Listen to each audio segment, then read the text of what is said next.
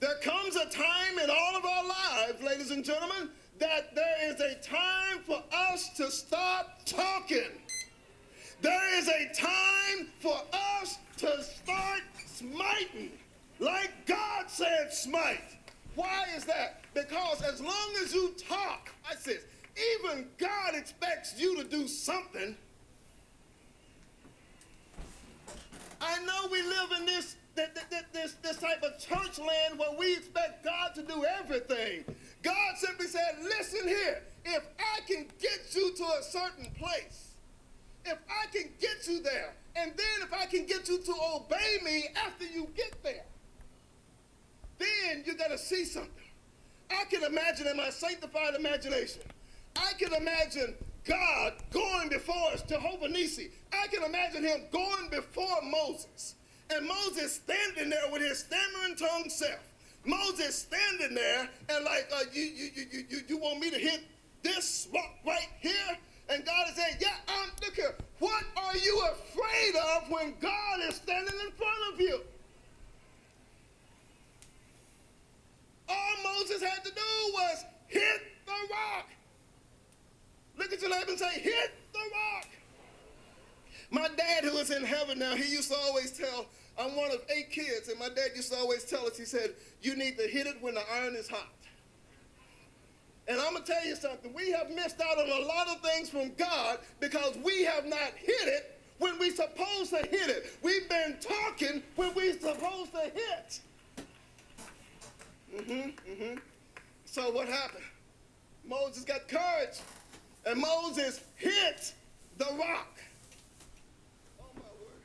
He hit the rock, and what happened? Water came out. Some people are going to rejoice about the water, but I rejoice that God being in front. Now, this was ordinary water. When Moses hit the rock, I'll tell you something. When God gets ready to bless you, he knows your dress size. He knows your shoe style. He knows your suit size. He knows the type of car you like, the type of house you like. So when Moses hit that rock, it wasn't just that any old water came out of that rock. It could have been sewage water. Oh, my word. But when Moses hit that rock, watch this. When Moses hit that rock, the water that came out was already purified.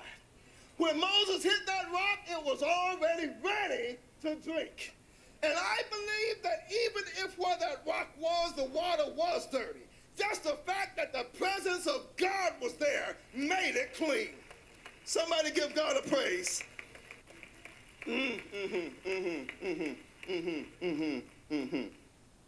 So he told them, verses 1 down through verse 1 through verse 5, to take and to go and to do and to just get up and just go on. You know, and like I said before, some people rejoice over the water. I don't rejoice over the water. I rejoice over the fact that I have Jehovah-Nissi with me all the time. You can run out of water, but I never run out of Jehovah-Nissi because he's always there. I never forget there was a time back when we lived in Texas that I was preaching along these very same lines, and we used to deal with refugees. They would come over from Bosnia, fleeing the Bosnian War. And they came over, and it was the assignment of our ministry at that time to open up our church and to teach English as a second language using the Bible. And so we did that. And I began teaching faith. I'm a faith preacher. If you don't want faith, don't hang around me, okay? But listen, I began teaching faith to these brand new people to America. And they didn't know any better than to believe the preacher who was telling them to have faith, okay? And so one day, one of the men's wives came to me, and she said, my husband is depressed. He's very depressed. I said, why is your husband depressed? She said, because he has no job. In our country, if men don't work, they get very depressed. Lord, how well do we need that here in the United States? And so I shared with her, I said, have your husband to be here at Bible study on tonight. I want to minister to him. And he came, and I began to minister to him in Bible study. And somehow or another, in our translation, like I said, we were teaching English. We hadn't perfected it, okay? And in our translation of words, I was telling him that God was going to bless him with job. And if you wanted a job, you need to get up and go out and get you one. I said something along those lines. Well, what did I say that for? That man, he didn't do nothing but take me at my word. he got up and went to a very exclusive area of our community. I started getting phone calls in my office about this Bosnian guy being there saying that Pastor Williams said, I'm supposed to come here and get jobs.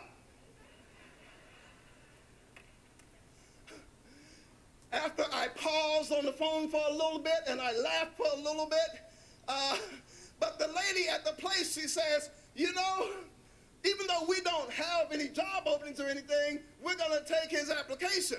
But here's the thing that leaped out that I wanted to share with you.